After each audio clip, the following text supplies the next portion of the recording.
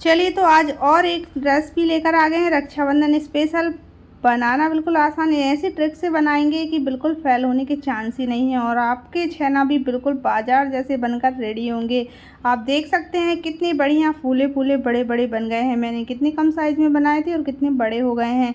तो चलिए recipe start करते हैं। Hi guys, welcome back to Pooja's kitchen veg में आप सभी का स्वागत है। तो यहाँ पर मैंने ना 2 लीटर दूध ले लिया है। फुल फैट दूध लेना है, पानी डाला दूध नहीं लेना है। और मैंने 2 चम्मच विनेगर में 2 चम्मच पानी ऐड किया है कटोरी में।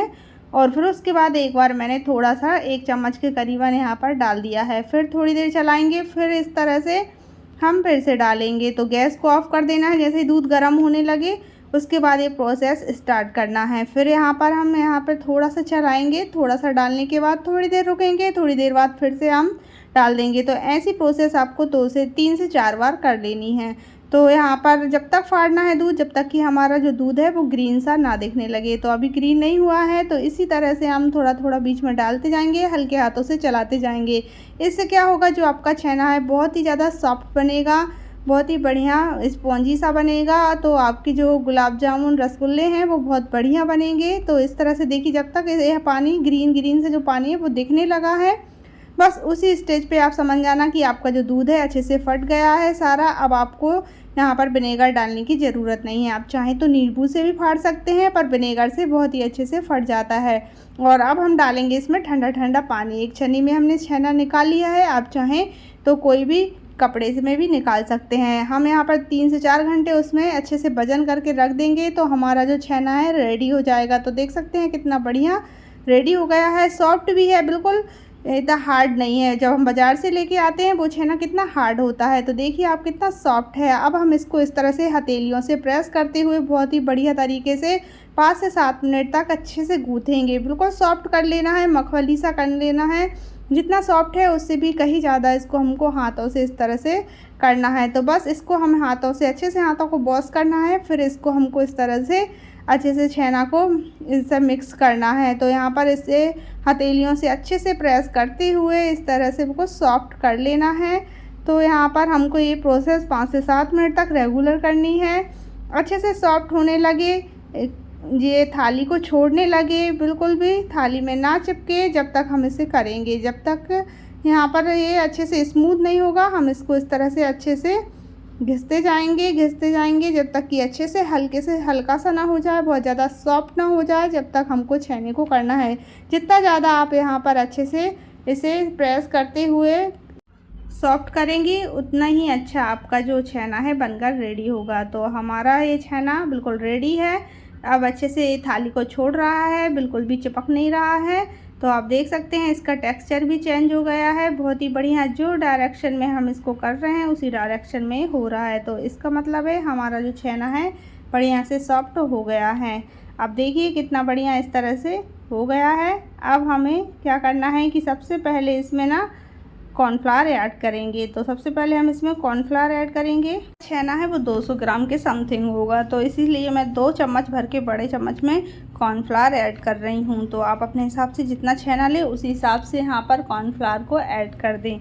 तो 2 चम्मच मैंने यहाँ पर कॉर्नफ्लावर लिया है, आप चाहें तो मैदा भी ऐड कर सकते हैं। और अब हमको इसको फिर से 3 से 4 मिनट तक फिर से गूँथना है, क्योंकि हमने कॉर्नफ्लावर मिलाया है तो वो अच्छे से सारे जो छेना है उसमें मिक्स हो जाएगा। जब तक हम इसको इस तरह से अच्छे से रफ़ करते रहेंगे। तो देखिए इस तरह से हमने अच्छे से इसको सॉफ्ट कर लिया है। अब हमें इसे छेना का शेप देना है। तो छेना का शेप देना तो बहुत ही आसान है, सभी दे सकते हैं। तो बस इसको हमको थोड़ा थोड़ा सा पार्ट लेना है। हाँ, एक बात और, अगर आपका छेना बिल्कुल परफेक्ट बन गया है तो आपको जो छेना है आप बहुत छोटे साइज़ के बनाना, क्योंकि बहुत ज़्यादा बड़े बड़े बनने वाले हैं। आप अपनी साइज़ देखना, मेरा मैंने कितने बड़े बनाए हैं आप देख सकते हैं, इतनी साइज़ मैंने रखी है। और बनने के बाद आप इनका साइज़ देखना, फिर आपको समझ में आ जाएगा कि कितना परफेक्ट जो छेना है बनकर रेडी हुआ है। तो इसी से समझ में आ जाएगा कि हमारे जो छेना है कैसे बने हैं। तो सारे छेने मैंने एक एक करके बना लिए हैं। चलिए तो फटाफट से अब आगे की तैयारी करते हैं। तो देखिए छेने बन गए हैं और दूसरा बैच मैं बाद में बना लूँगी। अभी एक बैच मेरा रेडी हो गया है। अब हम चीनी ऐड करेंगे। तो एक कढ़ाई ले लेना है।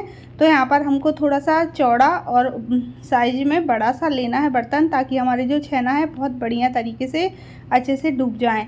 तो यहाँ पर मैंने 1 कटोरी बड़े कटोरी में चीनी ली है और उसमें हम 5 कटोरी भर के पानी ऐड करेंगे। तो पानी की क्वांटिटी 5 कटोरी रखना है।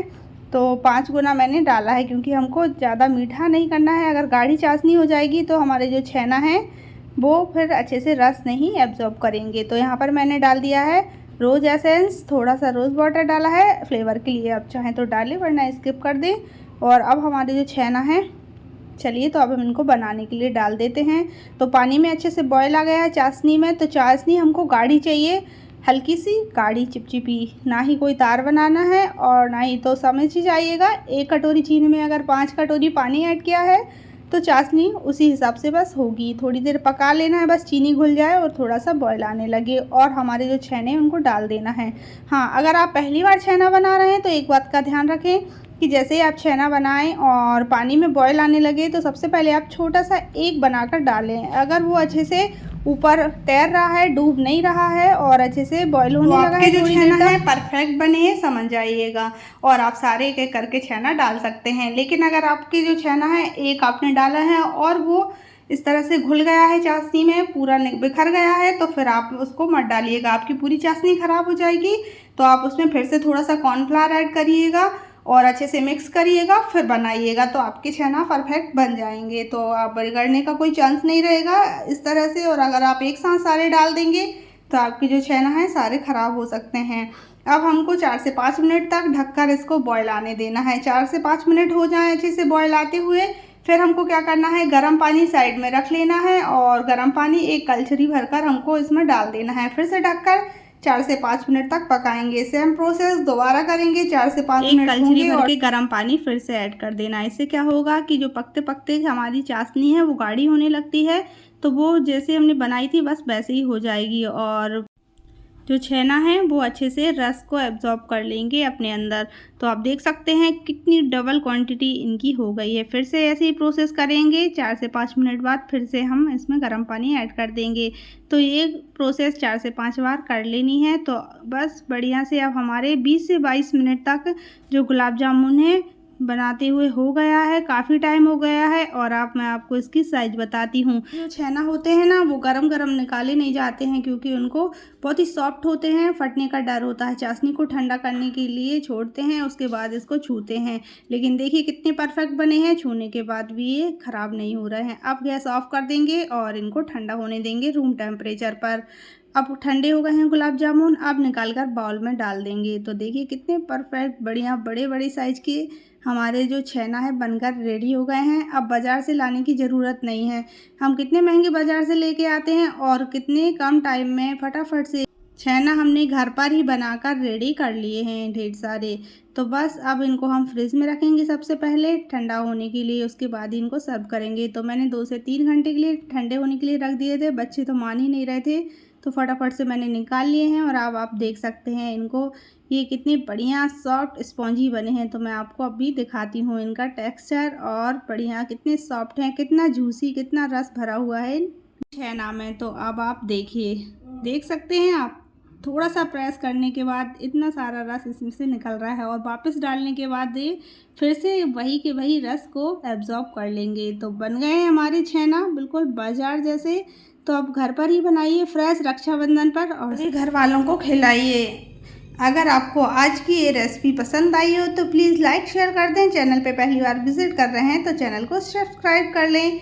मिलते हैं कल एक नई रेसिपी के साथ, तब तक के लिए bye bye and take care.